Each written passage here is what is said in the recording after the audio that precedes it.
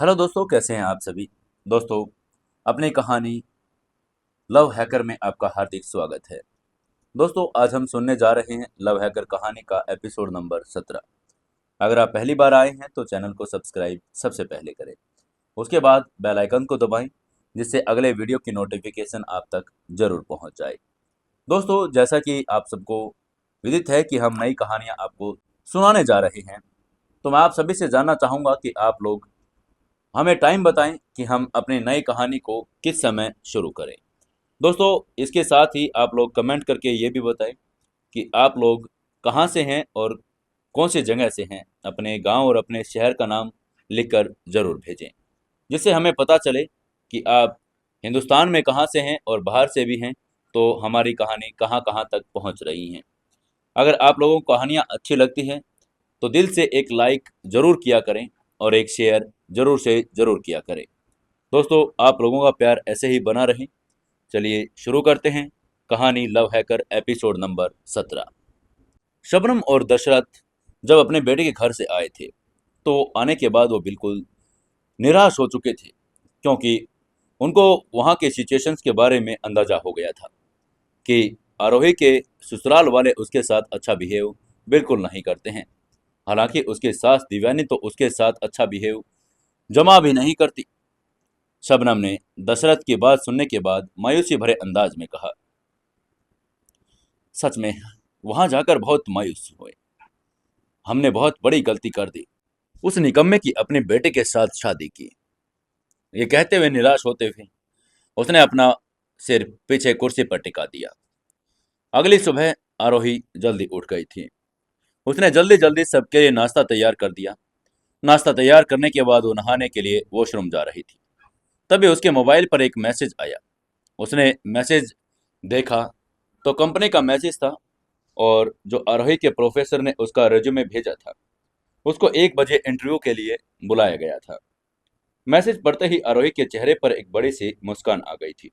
उसके चेहरे पर खुशी झलकने लगी थी। वो कुछ देर के बाद नहा धोकर बाहर निकली।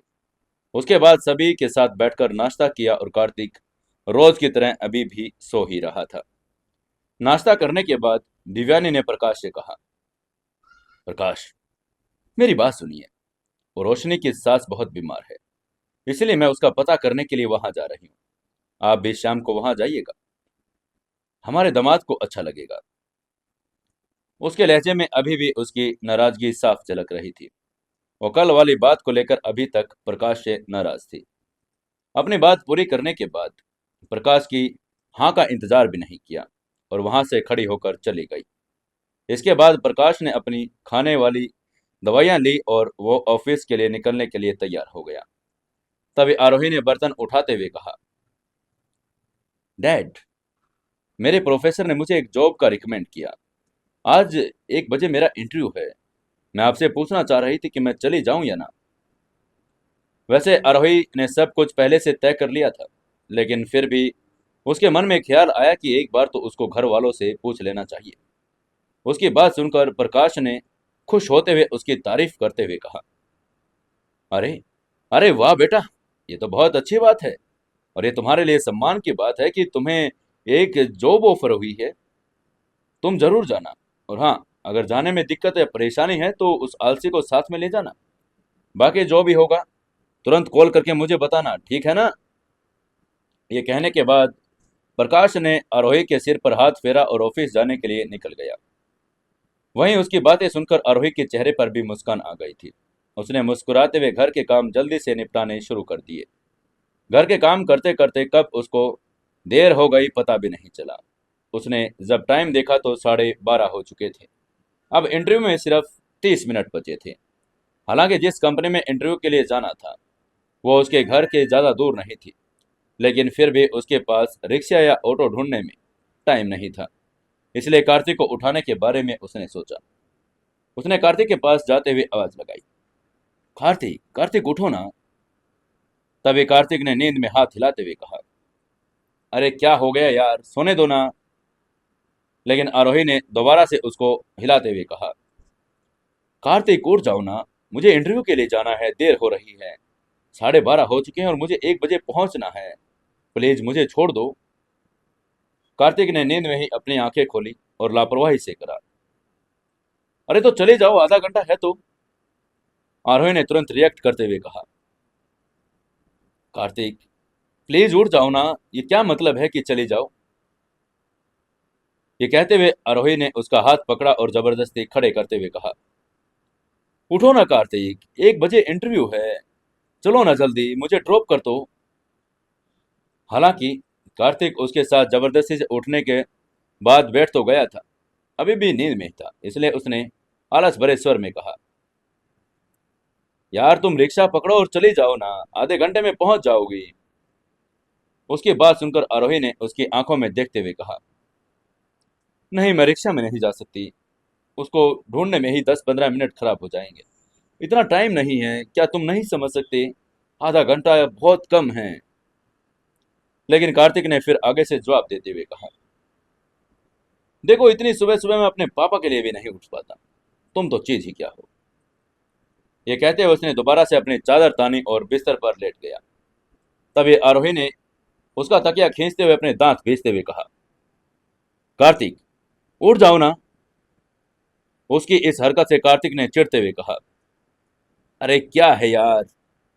तभी आरोही ने दोबारा से जोर से हिलाते हुए कहा, अरे उठो यार प्लीज, छोड़ दो ना प्लीज। तभी कार्तिक ने उसकी तरफ देखते हुए नरम स्वभाव में कहा, अच्छा एक काम करो, गाड़ी में चली जाओ। उसकी बात सुनकर आरोही ने अपना सिर खोजते हुए कहा, गाड़ी में? कार्तिक ने कहा, अरे गाड़ी चलाने आती है ना। आरोही ने उलझन भरे धीमे स्वर में कहा, अरे आती तो है, लेकिन माँ और पापा से बिना पूछे कैसे ले जाऊं, पापा ऑफिस गए हैं, माँ यहाँ है नहीं, इसलिए अगर उनको पता चल गया कि मैं उनके बिना पूछे गाड़ी लेकर गई हूँ तो आपको पता है कितना बड़ा हंगामा हो जाएगा। उसको ये डर था कि कहीं उसकी सास को पता चल गया तो बहुत बड़ा परेशानी हो जाएगी। तभी कार्तिक ने उसको समझाते हुए कहा, देखो ना पापा ऑफिस गए हैं, मम्मी अगर रोशनी के घर गई है तो कोई बात नहीं है, क्योंकि वहां से उनको बहुत टाइम लगेगा आने में, तो वो बहुत लेट आएगी, तब तक तुम इंटरव्यू देकर वापस आ भी जाओगी। आरोही ने उलझन में अपना सिर हिलाते हुए कहा, नहीं नहीं मैं ऐसा नहीं कर सकती। उसकी बात सुनकर कार्तिक ने हाथ हिलाते हुए कहा, मेरा काम था तुम्हें आइडिया देना, अभी जो तुम्हारे ऊपर डिपेंड करता है कि तुम इसे इस्तेमाल करो या ना करो, आगे तुम्हारी मर्जी, गुड नाइट। और ये कहते हुए वो अपनी चादर ओढ़ने लगा। आरोही बस उसको ऐसे ही देखती रही। अभी उसकी नजर दोबारा टाइम पर पड़ी, 12:40 हो चुके थे। इंटरव्यू में अभी 20 मिनट बचे थे, लेकिन फिर भी अगर टैक्सी रिक्शा से जाती तो जरूर लेट हो जाती, इसीलिए उसने कार्तिक पर गुस्सा आया। उसने अपनी डॉक्यूमेंट फाइल उठाई और झुंझलाते हुए कमरे से बाहर निकल गई। वो सीधा प्रकाश के कमरे में गई। उसने प्रकाश के दराज में गाड़ी की चाबी निकाली, गाड़ी की तरफ चली गई, गाड़ी के ड्राइविंग सीट पर बैठी और गाड़ी स्टार्ट करके एक्सीलेटर दबा दिया। गाड़ी कंपनी की तरफ बढ़ा दी। अगले 10 मिनट में वो कंपनी में पहुंच भी गई। उसने गाड़ी पार्किंग में लगाई और कंपनी की बिल्डिंग की तरफ दौड़ी। कंपनी में एंटर होते ही उसको रिसेप्शन पर एक सुंदर सी लड़की खड़ी दिखाई दी। उसने उसे लड़की को जाकर अपना नाम और अपना काम बताया। उस लड़की ने आरोही को सीधा इंटरव्यू रूम में भेज दिया। इंटरव्यू रूम में 3 लोगों का इंटरव्यू लेने के लिए लोग बैठे हुए थे। सभी आरोही को बहुत कठिन सवाल पूछे, लेकिन आरोही ने एक एक करके सभी सवालों का जवाब दे दिया। उसका इंटरव्यू पूरे 30 मिनट चला। उसके बाद आरोही को वहां कंपनी में 1 घंटा इंतजार करने के लिए कह दिया गया। आरोही बाहर आकर वेटिंग एरिया में बैठ गई और रिजल्ट का इंतजार करने लगी। इसी बीच उधर लावण्य त्रिपाठी ग्रुप का इंडस्ट्रीज के हेड ऑफिस में अपने कैबिन में बैठी उसे डॉक्यूमेंट देख रही थी। तभी राघव उसके कैबिन में दाखिल हुआ। राघव को देखते ही लावण्य का मुंह बन गया और वो अभी भी नाराज थी। हालांकि रात को उसने राघव के साथ अपनी बात क्लियर कर ली थी, लेकिन उसकी नाराजगी खत्म नहीं हुई थी। तभी राघव ने उसके पास आते हुए कहा, आज सुबह तुम अकेली ही ऑफिस आ गई, मुझे बताया भी नहीं।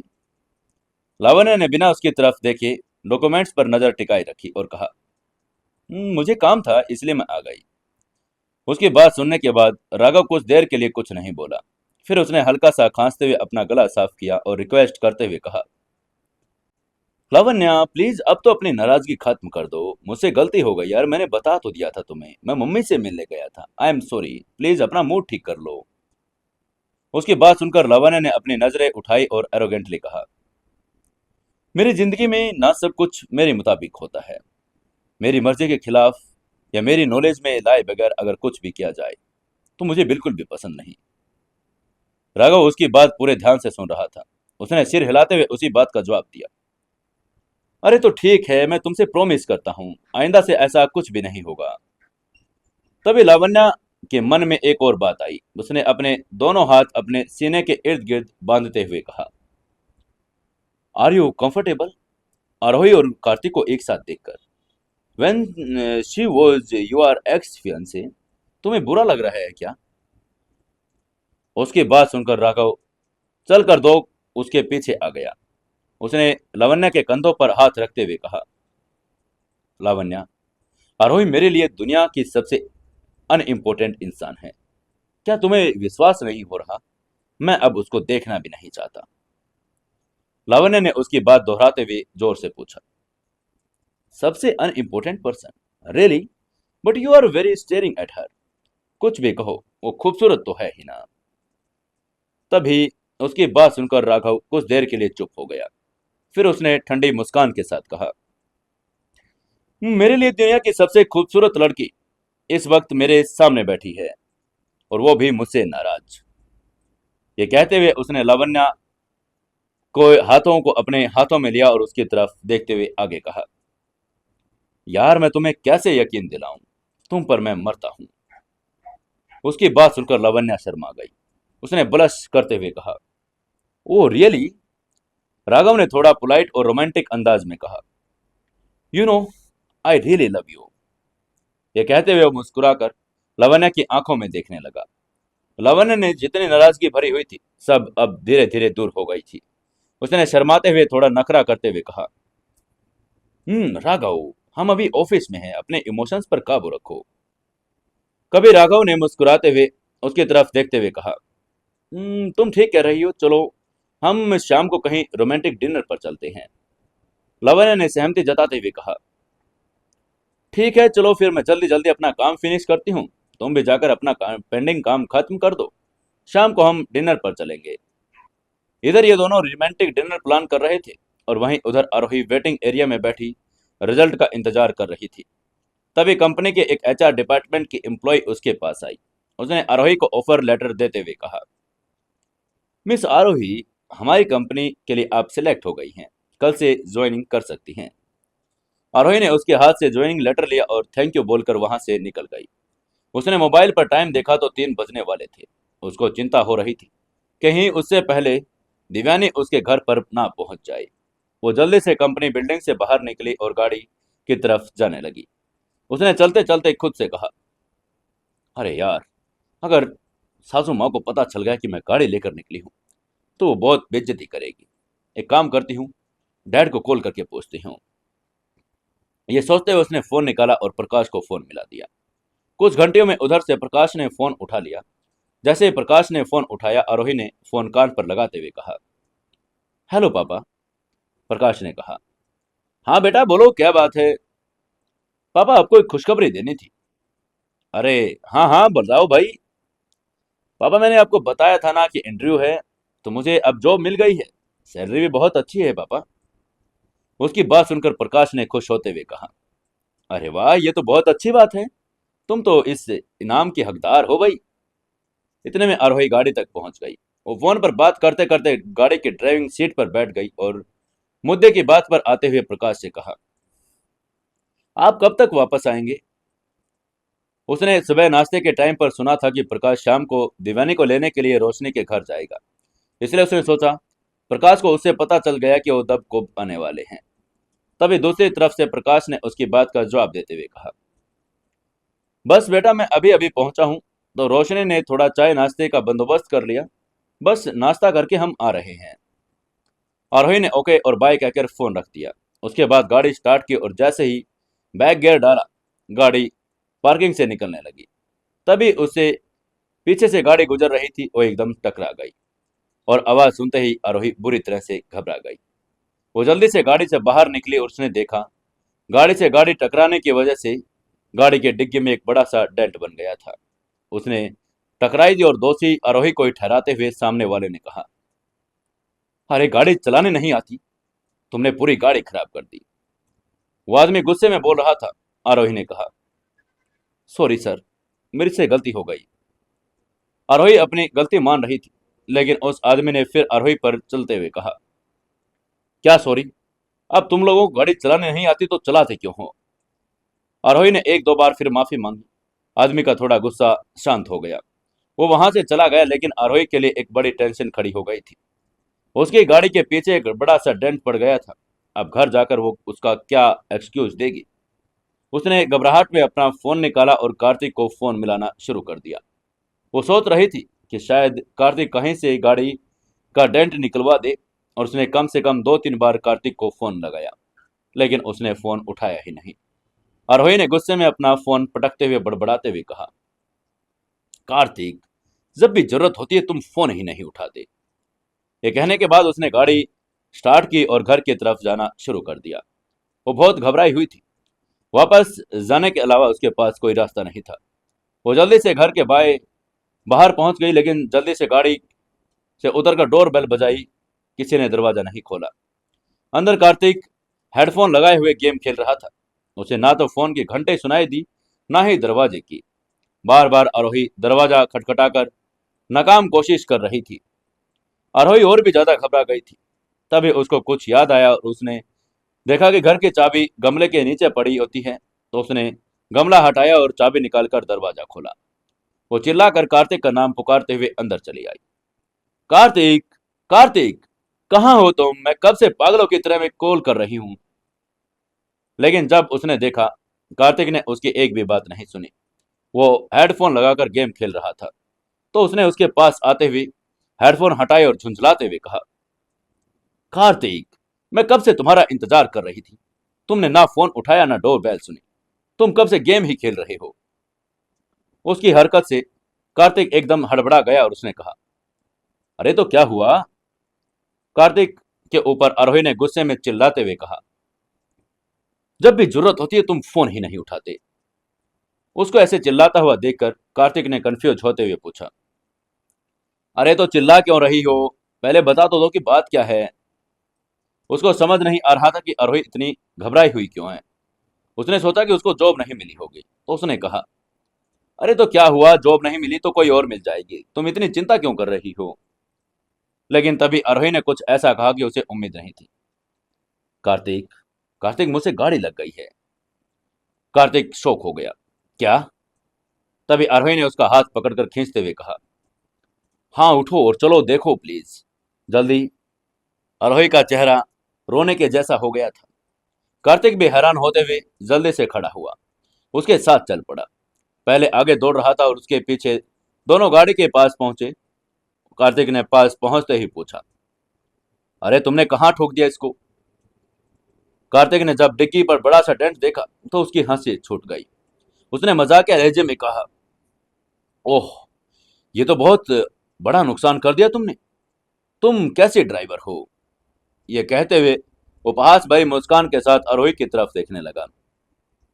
तभी आरोही ने सिर हिलाते हुए कहा, अरे मैं ड्राइवर तो अच्छी हूं, लेकिन मेरी क्या गलती जब पीछे से किसी ने गाड़ी ठोक दी।